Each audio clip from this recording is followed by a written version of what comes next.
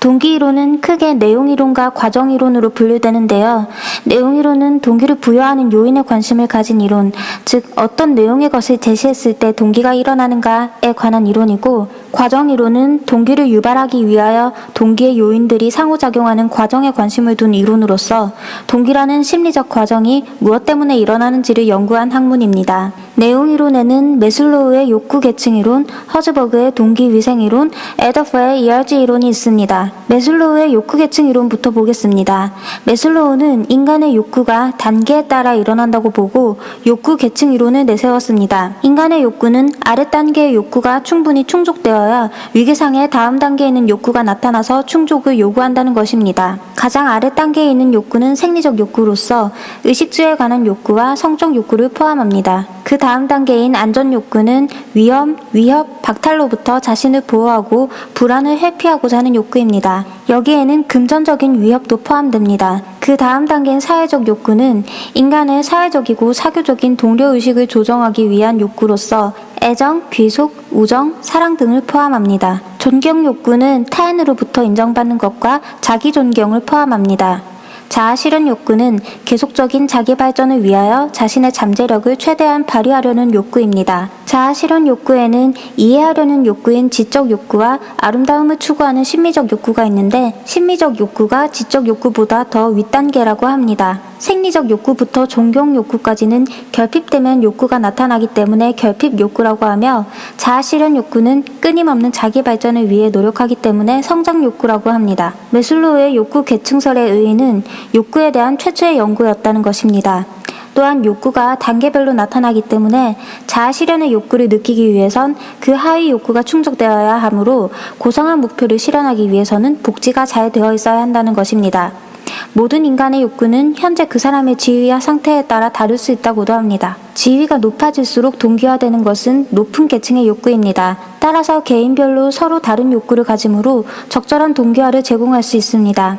욕구 계층설에 대한 비판으로는 욕구 계층의 수와 만족의 순서에 대해서는 끊임없이 논쟁이 일어났으며 과학적으로 검증이 불가능하고, 특히 자아실현 욕구는 개념이 불명료하였습니다. 또한 욕구에 대한 개인차나 가치관 등을 고려하지 않았으며 낮은 계층의 욕구가 충족되면 그 욕구는 동기 요인으로 작용하지 않는다는 견해와는 다른 연구 결과들이 나왔습니다. 허즈버그의 동기 위생 이론. 허즈버그는 직무 만족에 기여하는 요인과 직무 불만족에 기여하는 요인이 별개로 존재한다는 결론을 내렸습니다. 만족 요인이 충족될 경우 만족하겠지만 충족되지 않는다고 해서 불만족이 생기는 것이 아니며, 불만족 요인이 있을 경우 불만을 갖게 되겠지만 이것이 제거된다고 해서 만족하지는 않는다는 것입니다. 즉, 직무 만족과 불만족은 1차원의 연속선상의 개념이 아니다라는 것인데요. 직무에 만족하는 정도와 불만족하는 정도를 마치 수직선상에 정수를 늘여놓듯 늘어놓을 수 없다는 것입니다. 동기 요인, 만족 요인은 직업 자체로부터 도출되는 것으로 성장에 대한 개인적 욕구를 충족시켜 주므로 동기 요인이라고 합니다. 성취감, 일에 대한 인정, 작업 자체, 책임감, 개인의 발전 등이 이에 해당합니다. 위생 요인, 불만족 요인은 직무에 불만족을 주는 요인으로서 작업 환경에서 생기는 외적 물리적인 것들로 제거했을 경우 불만족을 없애주므로 위생 요인이라고 합니다. 급여, 인간관계, 지위, 근무 조건, 직업적 안정, 정책과 행정, 감독 등이 이에 해당합니다. 여기서 인간관계에 대해서 의문을 품을 수도 있다고 생각되는데요. 좋은 인간관계는 동기 요인, 만족 요인이고 나쁜 인간관계는 위생 요인, 불만족 요인인 거 아닐까? 라고 생각하실지도 모르겠지만 그것이 작업 자체로부터 도출되는 것인가 그러지 않은 것인가에 따라 나눈 것이므로 인간관계는 불만족 요인으로 분류하였다고 합니다. 동기 위생 이론의 의의는 직무를 직원의 욕구와 연관지음으로써 과학 자체의 특성에서 얻을 수 있는 내적 보상의 중요성을 강조하였다는 것입니다. 하지만 인간관계라는 요인에서 살펴보았듯 그 분류의 기준이 논리적으로 일관성이 없습니다. 또한 개인 간의 차이가 무시되었다는데요. 개인에 따라서는 오히려 위생 요인에 의하여 동기가 부여될 수도 있습니다. 과정이론에는 블룸의 기대 이론, 아담스의 공정성 이론, 로크의 목표 설정 이론이 있습니다. 먼저 블룸의 기대 이론부터 살펴보겠습니다. 주요 개념부터 살펴보면 기대란 개인의 노력과 성취를 연계하며 어떤 행동이 추구하는 결과를 초래할 것이라는 주관적인 확률입니다. 기대의 확률치는 0, 가능성이 전혀 없음에서 1, 고도의 확신이 있음까지의 값으로 표시됩니다. 당연히 기대가 높을수록 동기가 많이 부여되는데요. 핑크베리는 이번에 시험에서 100% 합격할 거라고 믿고 있습니다. 유인가는 목표가 갖는 매력의 정도이고 어떤 가능한 결과에 대하여 개인이 갖고 있는 선호의 정도이며 긍정적일 수도 부정적일 수도 있다고 합니다. 따라서 유인가는 -1에서 +1의 값을 가집니다. 수단성, 보상 기대치란 성과와 보상의 연계로서 성취를 위한 노력의 1차적인 결과와 2차적인 결과의 상관관계 정도라고 하는데요. 1차적인 결과가 성과, 2차적인 결과가 보상입니다. 예를 들어 공부를 열심히 하여 성적을 향상시키는 일은 1차 결과이고 좋은 직장을 얻는 것은 2차 결과입니다. 결과의 산출은 과업 행동의 결과를 나타내는데요. 1차적 산출은 개인이 어떤 행동을 한 직접적인 결과를 말하고 2차적 산출은 1차적 산출에 의해 나타나는 성과나 결과를 말합니다. 기대이론은 인간의 동기유발과 과업 성취의 관계를 가시적으로 표현하였다는 평가를 받고 있는데요.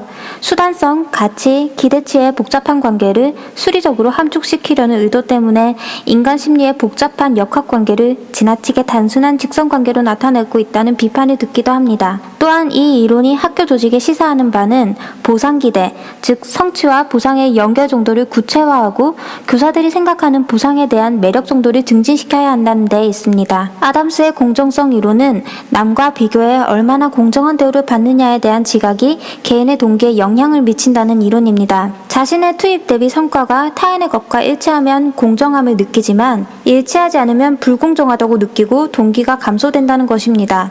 심지어 자신의 투입 대비 성과가 타인의 것보다 높아도 동기가 감소된다고 하였습니다. 인간은 불공정함을 느낄 때 공정성 회복을 위한 행동 유형으로 투입 조정, 즉 직무 수행에 대한 시간과 노력을 조절하는 것, 성과 조정, 노동조합을 통해 근무 조건이나 보수 등을 개선시키기도 하고요. 인지적 왜곡, 타인이 자신보다 높은 봉급을 받는 이유가 자신보다 지식이나 기능을 더 많이 가지고 있기 때문이라고 생각하기도 하며 비교 대상을 아예 변경해버리기도 합니다. 공정성 이론의 시사점은 성취나 결과에 대한 기대뿐 아니라 대우에 대한 지각에 의해서도 동기화가 이루어진다는 점에서 과정 이론의 영역을 넓혔습니다. 로크의 목표 설정 이론. 로크는 목표가 인간의 실제 행위나 행동에 영향을 미치는 중요한 요인이라고 보았습니다. 그는 목표가 실제 행위나 성과를 결정하기 위해서는 다음과 같은 속성을 가져야 한다고 하였습니다. 1. 구체성. 구체성이 높으면 행동 방향을 명확히 잡을 수 있습니다. 2. 목표의 곤란성. 너무 쉬운 목표보다는 다소 어려운 목표가 노력을 자극합니다. 3. 목표 설정에 참여. 구성원이 목표 설정 과정에 참여할 때 성취가 올라갑니다. 4. 노력의 피드백. 노력의 피드백이 주어질 때 성과가 올라갑니다. 5. 목표 달성에 대한 동료 간의 경쟁. 6. 목표의 수용성.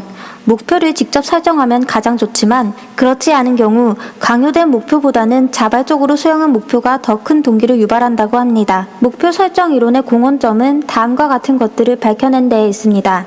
어려운 목표가 쉬운 목표보다, 구체적인 목표가 막연한 목표보다 높은 과업 성취를 가져온다. 목표가 성취에 영향을 주는 메커니즘은 주의와 행동을 지시하고 노력을 동원하며 인내력을 증대시키고 적절한 성취 전략을 탐색하도록 동기를 부여하는 것이다. 피드백은 목표 설정에 중요하다. 하지만 목표 설정 이론에도 문제점이 있는데요.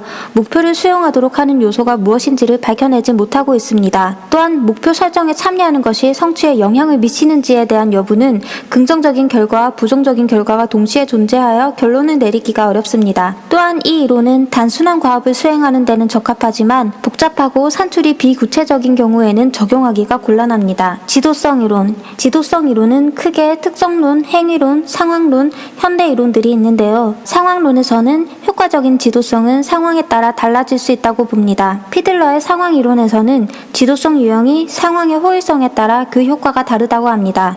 상황의 호일성이란 상황이 지도자로 하여금 집단의 영향력을 발휘할 수 있도록 하는 정도로서 지도자와 구성원 간의 관계, 과업 구조, 지도자의 지휘 권력이 있습니다. 그는 지도자와 구성원의 관계가 좋고 나쁘냐, 과업 구조가 구조적이고 비구조적이냐, 지도자에게 부여된 직위 권력이 강하냐 약하느냐에 따라 상황을 8가지로 나누었고 각 상황별 효과적인 지도자 유형을 그래프와 같이 제시하였습니다. 피들러의 상황론의 의의는 학교 조직의 효과적인 모형이라고 합니다. 그리고 상황론의 문을 연 연구라고 하네요. 한계점으로는 LPC 척도의 신뢰성이 낮다는 건데요. LPC 척도란 지도자가 과업 중심인지 관계 지향인지 지도자인지 판단하기 위해서 직접 고안한 8단계 평정척입니다. 하우스의 행로 목표 이론은 지도자가 상황적 요인을 고려하여 적절한 행로를 제시할 때 구성원들이 그것을 어떻게 지각하느냐에 따라 효과성이 달라진다는 것입니다. 이 이론은 마치 상황론과 기대 이론을 섞어 놓은 것 같습니다. 상황에 따라 지도자의 행위가 결정될 때 구성원들이 그것에 대해 유인가와 성과 기대, 보상 기대를 가지게 되면 효과성이 발휘된다는 것입니다. 상황론에서 마지막으로 허쉬와 블랜차드의 상황적 지도성 유형을 보겠습니다. 이들은 상황을 구성원의 성숙도에 따라 M1부터 M4로 분류하였는데요. 밑으로 갈수록 더 성숙한 상황입니다.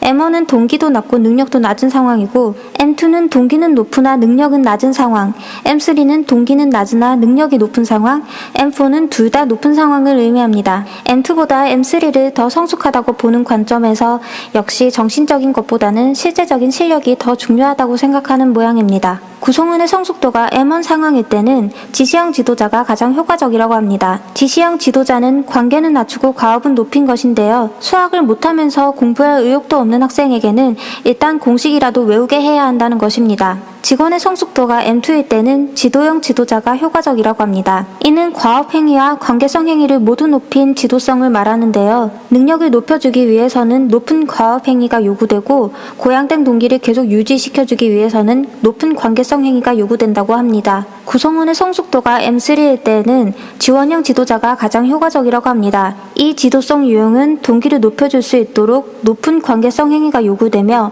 일방적 지시인 과업 행위는 낮추어야 한다고 합니다. 구성원들이 가장 성숙한 M4 상황에서는 관계도 과업도 낮추는 위인형 지도자가 가장 효과적이라고 합니다. 마지막으로 현대의 지도성 이론들을 살펴보겠습니다. 뛰어난 지도자는 상황에 따라 그 효과를 발휘하는 지도자가 아니라 상황을 변화시킬 수 있는 지도자라는 것입니다. 리더십 대용 상황 모형에서는 상황을 대용 상황과 억제 상황으로 나누고 있습니다. 대용 상황은 지도자의 능력을 대신하거나 감소시키는 상황적 측면을 말합니다. 억제 상황이란 지도자가 특정한 방식으로 행동하지 못하게 하거나 영향력을 무력화시키는 상황적 측면을 말합니다. 예를 들어 우수한 교사를 보상할 수 있는 권력을 가지지 못한 것은 학교장의 지도자 행동을 제약하는 상황적 조건인 반면 학교장이 제공하는 인센티브에 대해 교사들이 무관심한 것은 학교장의 행동을 무력화시키는 상황적 조건이 됩니다. 바스의 변혁적 지도성 이전의 지도성을 거래적 지도성이라고 하는데요. 구성원들이 원하는 보상을 주고 그 대가로 구성원들로부터 지도자가 원하는 과업 성과를 제공받는 것을 의미합니다. 이러한 관계는 상호 보상적이기 때문에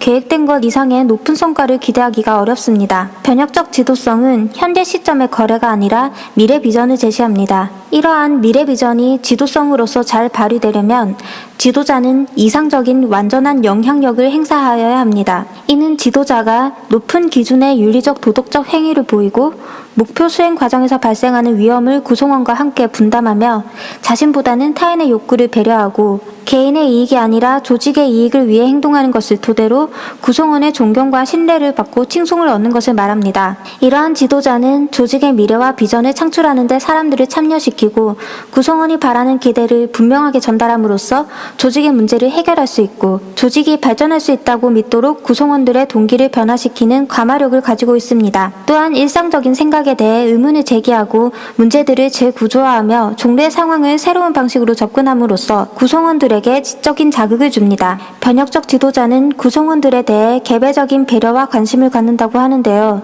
이는 성취하고 성장하려는 개개인의 욕구에 특별한 관심을 보임으로써 새로운 학습 기회를 만들어 구성원이 잠재력을 개발하고 자신의 개인적 발전을 모색하며 그에 대해 책임을 지도록 하는 것을 말합니다. 따라서 변혁적 지도성은 카리스마적 권위에 기반을 두고 있습니다. 맨즈와 심즈에 의해 제기된 슈퍼 리더십 이론은 우리말로 초우량 지도성이라고 합니다. 슈퍼 리더십은 조직 구성원 각자가 스스로를 통제하고 자신의 삶의 진정한 주인이 될 수 있도록 자율적 리더십을 개발하는 데 중점을 두는 리더십 개념이라고 할 수 있습니다. 즉, 지도자가 조직 구성원 개개인을 지도자로 성장시킴으로써 단순히 구성원의 지도자가 아니라 지도자의 지도자가 되게 하여 모든 구성원을 지도자로 변혁시키는 리더십을 말합니다. 도덕적 지도성은 초우량 지도성과 거의 같은 개념으로 구분할 필요가 없다고 합니다. 분산적 리더십은 한 개인의 특성이나 소유물이 아닌 조직 구성원들과 안팎의 환경에 분산되어 있다는 관점을 갖습니다. 또한 분산적 리더십은 다음과 같은 4가지 주제에 관심을 둔다고 합니다.